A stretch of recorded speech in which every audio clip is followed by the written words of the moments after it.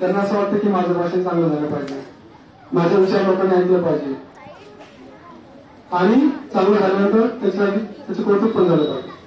पण जे या वातावरणामध्ये इन्व्हॉल्व असतात ते सतत दुसरीकडे याची कोणी करतील, त्याच्याकडे बघतील, याच्याकडे बघतील, स्वतःकडे अजिबात बघणार नाही. त्यावेळेस एकदा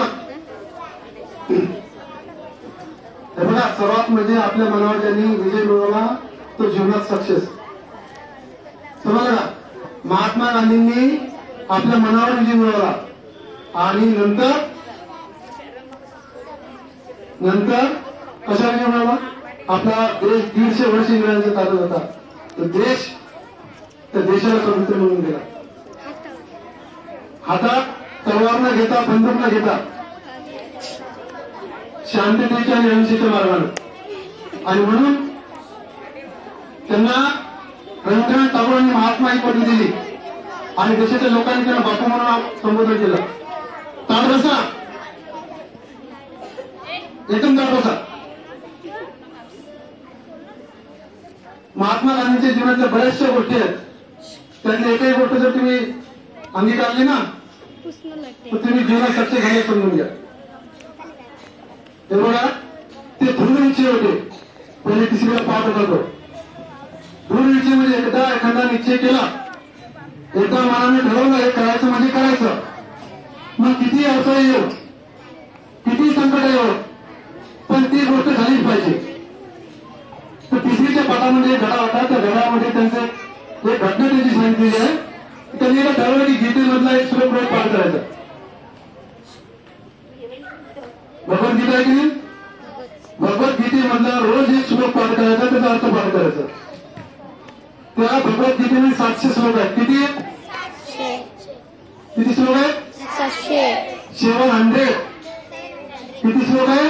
700. आणि एक श्लोक कमीत कमी 5 ते 6 वर्षाचा श्लोक आहे, तो संस्कृत मध्ये. संस्कृत मधला अर्थ आपल्या लोक समजत नाही, म्हणून तो संस्कृत मधला श्लोक त्यांनी रोज पाठ करण्याचा निर्णय केला आणि त्या निर्णयाप्रमाणे ते वागले आणि 700 दिवसात 700 श्लोक पाठ केले.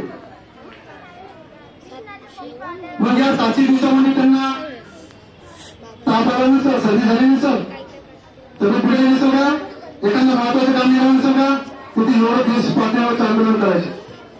तिथे तरी हजारो लोक त्यांना भेटायला यायचे. परंतु त्यांचा जो नित्य नियम झालेला होता त्या नित्य नियमामध्ये कुठेही खंड पडला नाही. 700 दिवसामध्ये अशा अनेक घटना त्यांच्या जीवनातल्या की त्या जीवनात त्यांनी ज्या ठरवल्या त्या करून दाखवल्या. म्हणून या थोर लोकांकडून आपल्याला काही गोष्टी शिकाव्या लागतात. ज्या ज्या मुलांनी या कार्यक्रमात भाग घेतला त्या सर्वांचं अभिनंदन. हे कार्यक्रम कामाचे असतात, आपण असे कार्यक्रम कामात येतो, यांच्या जीवनातल्या चांगल्या गोष्टी आपल्याला माहीत व्हाव्या. आपल्या कुठेतरी प्रेरणा मिळावी, आपल्या कुठेतरी मार्गदर्शन मिळावं आणि कुठेतरी आपण चांगला नागरिक बनावा. म्हणून यासाठी आपण थोर नेत्यांची जयंती आपण तिथं साजरा करत असतो. काल त्यांची जयंती होती, काल शाळा सुट्टी असल्यामुळे आपण आज कार्यक्रम आयोजित केला होता. ज्या ज्या मुलांनी कार्यक्रमात भाग घेतला त्या सर्वांचं अभिनंदन. आणि प्रत्येकाच्या आईवडिलांना वाटते की माझा मुलगा माझी मुलगी समोर येऊन बोलायला पाहिजे, तर तुम्ही पण सर्व प्रत्येकाने या समोर यायला पाहिजे.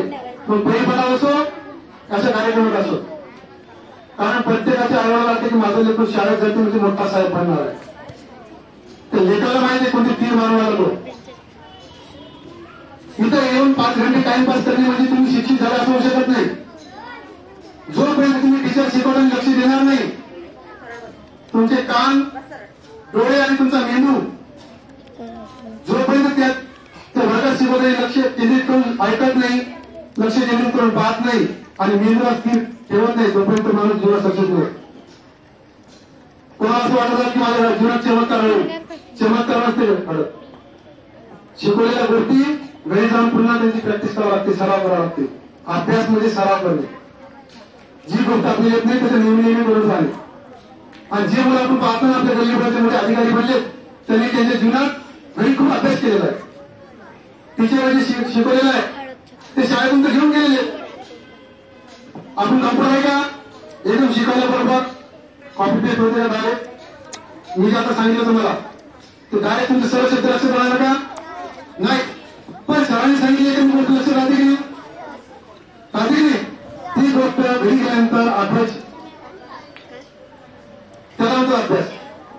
फळ्यावर एखाद्या टीचरने एखादा प्रॉब्लेम शिकवला तुम्हाला, एखाद्या गणिताचं उदाहरण सांगितलं, ते गणिताचं उदाहरण त्याचे स्टेप बाय स्टेप शिकवलेले पायऱ्या असतात, ते फळ्यावरचं चित्र तुम्हाला घरी गेल्यानंतर आठवलं पाहिजे, ते रिकॉल झालं पाहिजे.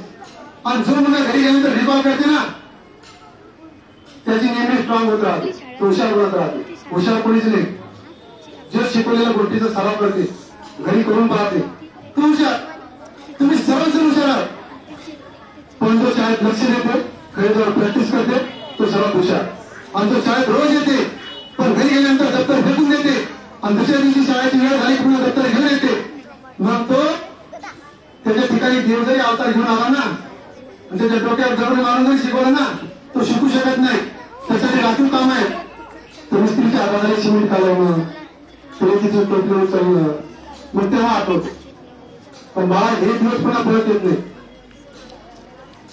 तुमच्या भविष्याचे तुम्हीच विधाते, तुम्ही तुमच्या भविष्याचे फ्युचर मेकिंग आहेत तुम्ही. म्हणून आता जर तुम्ही वेळ घातला, पुस्तकासोबत मैत्री केली, अभ्यास केला, तर तुमचं भविष्य चांगलं होईल आणि तुमच्या आयोजनाची पण प्रगती सुरू होईल. तुमच्या आयोजनाच्या अभिमानाने मान उंचावेल. प्रत्येकाला आपण आपण शिकलं पाहिजे, मोठं झालं पाहिजे. मग कोण कोण अभ्यास करणार? नक्की भाषणात खूपच कमी लोकांनी भाग घेतला होता. 5-6 दिवसापासून सतत तुम्ही ग्रुपवर टाकत आहे. इंग्लिशमध्ये भाषण होते, हिंदीमध्ये भाषण होते, मराठीमध्ये भाषण होते. किती मुलांनी केले ते दिसलं आम्हाला.